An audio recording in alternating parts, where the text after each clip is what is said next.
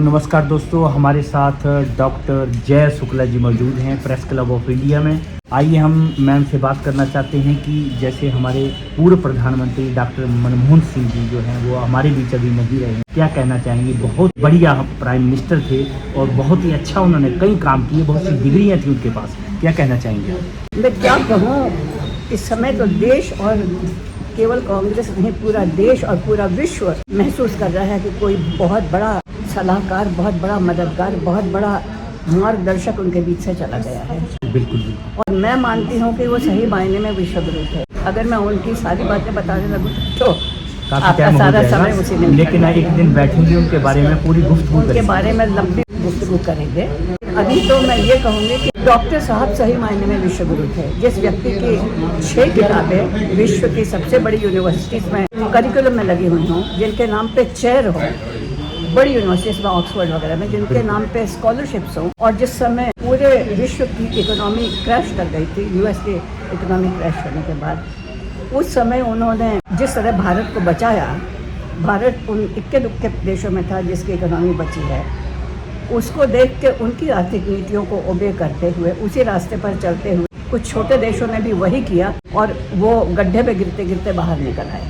आज उनकी कमी इतनी महसूस हो रही है क्योंकि वो इतने सरल व्यक्ति थे, फिर भी वो सबको सिखाते थे और राहुल को भी वो सिखाते थे। राहुल ही नहीं, सभी को सिखाते थे और उनसे लोग सीखते थे, सभी को सिखाते थे।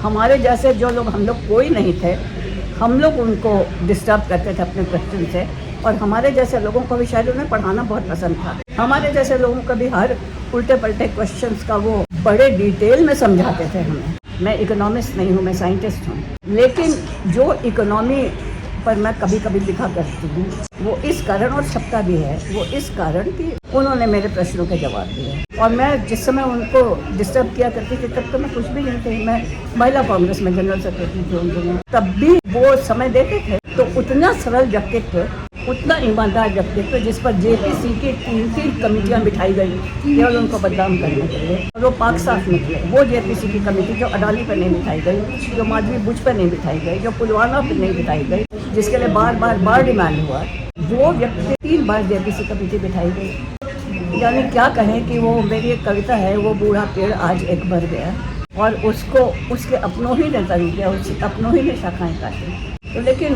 वो कहीं गए नहीं हैं, वो जिंदा है हम लोग के भीतर, उनके संस्कार है, उनकी शिक्षा है, तो वो सब जिंदा हैं। बुक तो बड़ी छोटी चीज़ है, उनके संस्कार, उनकी शिक्षा, उनकी यादें, उनकी आत्मा उस रूप में हम सबके साथ है, सबके भीतर है, और पूरी दुनिया उनका शोक बना रही है। आज मुझे बहुत दुख होता है, वो व्यक्ति है जो कि आरबीआई के गवर्नर इतनी छोटी उम्र में रहे, 40 साल की उम्र में उनको, मतलब इतने विद्वान वो थे, और उनकी योग्यता 40 साल की इतनी छोटी सी उम्र में इतना ऊंचा पद पा रहे थे। मंत्री तो बहुत बाद में बने, वित्त मंत्री रहते हुए उन्होंने भारत को, जिस समय 1991 में भारत एकदम क्रैश कर गई थी हमारी इकोनॉमी लगभग, और उस समय उन्होंने आके जिस तरह संभाला, और प्रधानमंत्री बनने के बाद तो उन्होंने जो चीज़ें की, आरटीआई, जो चीज़ें की उन्होंने, छोटी से छोटी चीज़ें, छोटे से छोटा, जिसको कहते हैं ना होलिस्टिकली, हर क्षेत्र के, हर वर्ग के व्यक्ति को सहारा मिला है। जो मनरेगा हो, शिक्षा का अधिकार हो, सूचना का अधिकार हो, ये सब सारी चीज़ें उन्हीं की तो दी हुई हैं। बिल्कुल उन्हीं। उन्होंने कई चीज़ें बनाई भी जो कि बेची गई, 17 चीज़ें तो उनकी बनाई हुई बिक गई। आज मुझे कहते हुए बहुत दुख हो रहा है कि वो आज हमारे बीच में नहीं है। हमारे बीच में नहीं है तो दूसरी बात है, लेकिन 92 साल के थे।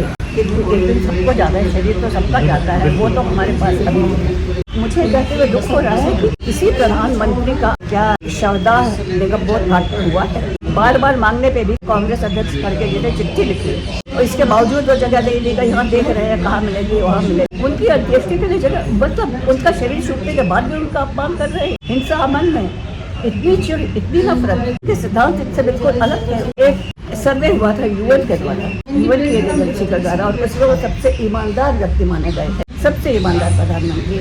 आज की तारीख में अब तक के वो विश्व के सबसे ज़्यादा पढ़े लिखे प्रधानमंत्री थे। बिल्कुल सही आप कह रहे हैं। काफ़ी विद्वान लोगों की कमेटी थी जिसने पाया कि सबसे ईमानदार, एक सर्वे हुआ था, सबसे ईमानदार प्रधानमंत्री। इनके लिए निगमबोध घाट में जाना पड़ा। सोनिया जी तक ने फेसबुक पे पोस्ट भेजी कि कम से कम आज तक कोई प्रधानमंत्री निगमबोध घाट में नहीं उसकी अंत्येष्टि हुई है, इनके लिए कोई प्रॉपर जगह तो देनी चाहिए। तो ये बड़ी दुख की बात है बड़े और दुख की ऐसा बात नहीं है कि होना उनका चाहिए। शरीर छूटने के बाद भी नफरत, एक अपमान। व्यक्ति से नफरत हो सकती है, प्रधानमंत्री से नहीं होनी चाहिए। प्रधानमंत्री से नहीं, ये विद्वान है, ये सचमुच में विश्वगुरु हाँ, है। तो उनके लिए ये इसीलिए बहुत तो अन्यायपूर्ण हुआ है। आपकी लाइन मुझसे ज्यादा लंबी है, तो मैं अपनी लाइन लंबी करूंगी तो मैं आपको नीचा दिखा सकती हूँ। वो तो इनकी लाइन मिटा रहे और इनकी लाइन मिटा के क्या करेंगे, कहाँ तक मिटाएंगे? पूरा विश्व तो इनकी पूजा कर रहा है।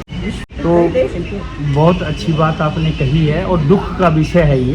बहुत तो दुख का विषय है, बहुत अपमान हुआ है इनका, मरने के बाद, शरीर छूटने के बाद अपमान किया गया है। तो इन्हीं शब्दों के साथ जो है मैं आपसे आज्ञा चाहता हूँ। धन्यवाद। तो नमस्कार दोस्तों, बहुत फिर एक धन्यवाद। नई शख्सियत के साथ दोबारा मिलेंगे। तब तक के लिए नमस्कार, जय हिंद, वंदे मातरम, जय भारत। जय हिंद।